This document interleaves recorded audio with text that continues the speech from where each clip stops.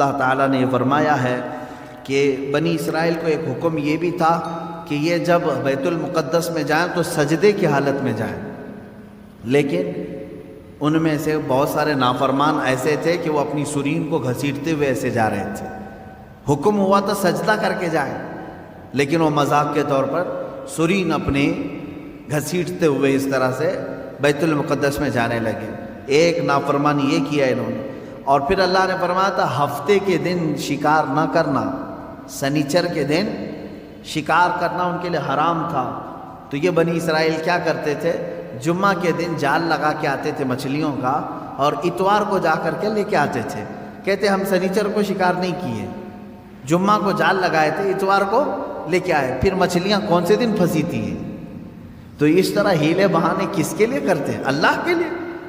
وہ اللہ کو دھوکہ دینے کی سوچتے ہیں، جیسے کچھ لوگ زکوٰۃ چھپانے کے لیے کرتے ہیں، سال ہونے سے پہلے کسی کو مالک بنا دیا، بھائی سال نہیں ہوا میرے پاس، وہ 6 مہینے رکھا اس نے واپس لوٹا دیا۔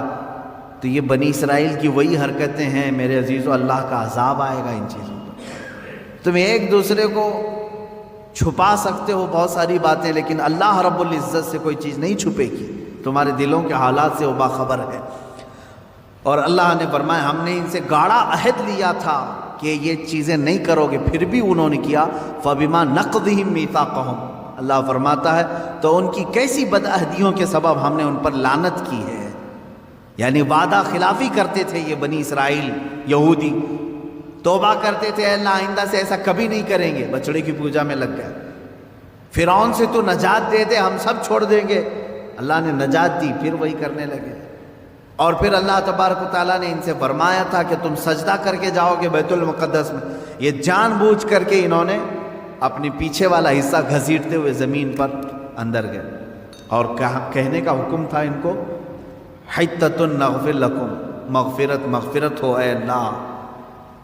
تو لیکن وہ کیا کہہ رہے تھے، حبۃ، اے دانا ہی دانا ہے، اناج ہی اناج چاہیے ہمیں۔ ایسی نافرمان قوم تھی۔ اللہ فرما رہا ہے تسبیح بولو مغفرت، اور وہ کہہ رہے ہیں گیہوں جوار، یعنی دانوں کے نام لے کر کے کہہ رہے تھے کہ یہ ملے ہم کو، فلاں ملے۔ تو یہ نافرمانیوں کے سبب اللہ تعالیٰ فرماتا ہے ہم نے ان پر عذاب نازل کیا، ان پر لعنت کی، اس لیے کہ وہ آیات الہی کے منکر ہوئے ہیں، اللہ کی آیتوں کے منکر ہوئے۔ یہاں سے بات، اور پھر اللہ تعالیٰ فرماتا وہ بِكُفْرِهِمْ وَقَوْلِهِمْ عَلَى مَرْيَمَ بُهْتَانًا عَظِيمًا، اور اس لیے بھی اللہ نے ان پر لعنت کی کہ انہوں نے کفر کیا اور مریم پر بڑا بہتان باندھا۔ یہ یہودی ہی تھے جو حضرت بی بی مریم پر تہمت لگاتے تھے کہ عورت ناپاک ہے، بغیر شوہر کے اس کو بچہ کیسے ہوا، اس نے غلط کاری کی ہے، بدکاری کی ہے، معاذ اللہ رب العالمین۔ 1000 تہمتیں سیدہ بی بی مریم سلام اللہ علیہا، وہ عفت معاب تھیں، طاہرہ تھیں، زاہدہ تھیں، عابدہ تھیں، بطول تھیں، جن کو کسی بشر نے چھوا نہیں، ان پر ان یہودیوں نے تہمتوں کی بوچھار لگائی۔ اس پر اللہ تعالیٰ فرماتا ہے کہ ہم نے ان پر لعنت کی ہے۔ اب یہاں سے پھر میرا ٹاپک چلے گا کہ یہودی لعنت شدہ قوم کیوں ہے، کیونکہ آج مجھے بتانا ہوگا کہ آج بھی یہود پوری دنیا میں اپنے پنجے گاڑنے کے لیے کس کی ناک میں دم نہیں کیا ہوا ہے۔ سارا کا سارا یہ جو کھیل دیکھ رہے ہیں آج دنیا میں اتھل پتھل ہو رہی ہے، یہ چند شرپسند یہودیوں کی وجہ سے۔ مجھے کہتے ہیں کچھ لوگ اینٹی جیوز ہیں، آپ سارے یہودیوں کے اینٹی تھوڑی نہ ہیں، جو ایمان والے تھے ہم ان کے مخالف نہیں ہیں، جو اللہ کو ایک مانتے ہیں، انبیاء پر ایمان لاتے ہیں، وہ اچھے یہودی تھے پہلے زمانے میں۔ ہم تو تمہارے کرتوت کے مخالف ہیں، ہم تمہارے تمام یہ مظالم کے خلاف بولتے ہیں جو تم آج پوری دنیا پر ڈھائے ہوئے ہو۔ انہوں نے خفیہ تنظیمیں بنا کر رکھی ہیں، یہ عیسائیوں کو بھی برباد کرنا چاہتے ہیں، مسلمانوں کو بھی۔ ان کا صرف اور صرف نظام ایک ہی ہے کہ دنیا بنی ہے تو صرف یہودیوں کے لیے بنی ہے، راج ہوگا تو صرف یہودیوں کا ہوگا، باقی ساری انسانیت غلام ہوگی۔ اس پر میں انشاءاللہ آگے گفتگو کروں گا۔ یہاں سے آیتیں یہی چل رہی ہیں، اللہ فرما رہا ہے ان پر ہم نے لعنت کیوں کی، ان پر ہم نے لعنت کیوں کی۔ ان کی کئی وجوہات اللہ نے بیان کی۔ یہ ہمیشہ وعدہ خلافی کرتے ہیں، وعدہ توڑتے ہیں۔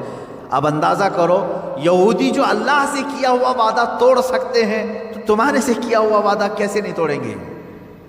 یہ تو پل بھر میں توڑیں گے۔ اور اللہ سے ایسے وقت میں وعدہ کرتے تھے جب آسمان اتار کے ان کے سروں پر رکھ دیا گیا، وعدہ کیا آئندہ سے کبھی نہیں کریں گے۔ انہیں معلوم ہے اللہ کی طاقت کیا ہے، اس کے باوجود وہ اللہ کا وعدہ توڑتے تھے۔ اب اللہ کا وعدہ توڑنے والی قوم کیا تمہارے بھروسے کے قابل ہوگی؟ تم بھروسہ کرو گے؟ حیرت ہے، آج سعودی عرب اسرائیل پر بھروسہ کر رہا ہے۔ جو اللہ کا وعدہ توڑتی ہے وہ سعودی کا وعدہ کیوں نہیں توڑے گی؟ یہی یہود ہیں جو آج اسرائیل میں ہیں۔ حیرت ہوتی ہے، ابھی سعودی عرب نے اپنے تعلقات جو استوار کیے ہیں اسرائیل سے وہ یوں ہی نہیں کیے۔ اس کی وجہ ہے، میں نے اس سے قبل شاید کسی محفل میں آپ سے کہا تھا، سعودی عرب کو خطرہ ایسا لگنے لگا خطے میں کہ اب ہمارے دشمن بڑھ رہے ہیں، کیونکہ ترکی اب ببانگ دہل بولنا شروع کر چکا ہے۔ ترکی اپنی طاقت میں بہت آگے بڑھ رہا ہے، ترکی اپنا الگ الائنس بنا رہا ہے، کیونکہ سعودی عرب کا وہ IC ہمیشہ پہلے سے ہے، ایک آرگنائزیشن ہے اسلامک کنٹریز کا۔ ترکی اس میں سے الگ ہو کر، پاکستان اس میں سے الگ ہو کر، ایران الگ ہو کر، چائنا کو بھی یہ لوگ شامل کر کے، رشیا کو بھی شامل کر کے، قطر کو بھی لے کر یہ اپنا الائنس بنانے لگ گئے۔ ہمیں خوف، یہ سیاسی معاملات ہیں، جو دنیا کی سیاست پر نظر رکھتے ہیں اچھی طرح جانتے ہیں۔ اب سعودی کو خطرہ ایران سے ہوا، خطرہ ترکی سے ہوا، تو گود میں جا کر بیٹھا اسرائیل کے، کہ آپ ہمارے مائی باپا ہو، آپ ہماری حفاظت کر لینا۔ اسرائیل نے ہاتھ رکھ دیا سعودی کو، تو میرا بچہ ہے، اگرچہ ناجائز ہے، ہم تو تیری پرورش کریں گے، ہم تیرے بیک سپورٹ رہیں گے۔ بس اتنی سی بات ہے کہ اسرائیل کا سپورٹ سعودی کو ملا اور UAE کو ملا۔ دبئی کی عمارتیں ہل رہی ہیں، کس بات پر؟ خوف سے۔ ہم نے تو آسمان چھوتی ہوئی عمارتیں بنائی، سیکورٹی تو نہیں ہے۔ جب آس پاس کے دشمن ملک، یعنی ملک دشمن ہو جائیں گے تو خطرہ ان کی بلڈنگوں پر بھی ہے، ہمیشہ لہرا رہی ہیں خوف سے۔ تو ظاہر سی بات ہے ایک کسی ایسے کا ہاتھ ان کو چاہیے، لیکن انہوں نے کس کا ہاتھ پکڑا؟ اسرائیل کا ہاتھ پکڑا۔ یہ ہے اصل وجہ، ان کو اپنا خود کا علاقہ محفوظ کرنے کے لیے اسرائیل کا سہارا لینا پڑا۔ لیکن یہ وہ قوم ہے جو اسلام کا نام لیتی ہے۔ کاش یہ قرآن پڑھے ہوتے تو میں سمجھتا ہوں ذرا برابر ان کے دل میں ایمان ہوتا تو کبھی ایسی قوم پر بھروسہ نہیں کرتے جس قوم پر اللہ نے ہر نماز میں، ہر رکعت میں لعنت کرنے کا حکم دیا ہے، غیر المغضوب علیہم ولا الضالین۔ سورہ فاتحہ میں ہم کہتے ہیں اے اللہ ہم کو یہودیوں کے راستے پر نہ چلا، وہ مغضوب ہیں۔ مغضوب کا مطلب اللہ کا غضب ہے ان کے اوپر۔ جس قوم پر اللہ کا غضب ہے ان سے ہاتھ ملانا کہاں کا اسلام ہے؟ ہاں تمہارے سیاسی معاملات کے لیے ہاتھ ملاؤ، چوم لو، تم کو جو بوسے دینا وہ بوسے دے لو، تمہارے معاملات الگ ہیں۔ لیکن میرے عزیزو، اس طرح راستے ہموار کر لینا کہ تو میرا بھائی میں تیرا بھائی، آگ اور پانی ایک ہو نہیں سکتے۔ دیکھنا ایک وقت آئے گا، ہو سکتا ہے میری زبان بند کر دے، لیکن میرے عزیزو جو کہہ رہا ہوں قرآن کی بات کہہ رہا ہوں۔ جو قوم عہد شکنی کرتی ہے، وعدہ خلافی کرنے میں مشہور ہے، اللہ نے قرآن میں فرمایا وہ اس سعودی کا وعدہ کب تک پورا کرے گی؟ دیکھو آپ انتظار کرو۔ ان کے اوپر جو ہاتھ رکھا ہے یہ کب تک رہے گا؟ جب تک اس کا خود کا مفاد رہے گا اس وقت تک اس کا ہاتھ رہے گا، اور جہاں ان کا مفاد ختم ہوا ان سعودیوں کو بندروں کی طرح نچائیں گے اور جیلوں میں ڈالیں گے۔ اس خطے پر وہ خود قابض ہوں گے، کیونکہ ان کا خود کا خواب ہے کہ ہم کو گریٹر اسرائیل بنانا ہے جو مدینے تک جائے گا۔ اسرائیل اتنا بڑا بنے گا کہ شام بھی اس میں آئے گا، جارڈن بھی اس میں آئے گا، اور پھر عراق کا کچھ حصہ آئے گا، مصر کا کچھ حصہ آئے گا، اور مدینے تک آئے گا۔ سعودی عرب اتنا بڑا ایک اسرائیل بنانے کا خواب ہے۔ آپ میپ دیکھ لیں گریٹر اسرائیل کا، اس میپ کے اوپر وہ کام کر رہے ہیں، محنت کر رہے ہیں، اور سعودی عرب یہ سوچ رہا ہے کہ ہماری یہ سیکورٹی کے لیے ہمارے تک آ رہے ہیں، چند دنوں کے بعد تمہاری کرسیاں ہل جائیں گی، اور اللہ رب العزت ہلائے گا۔ کیوں نہیں؟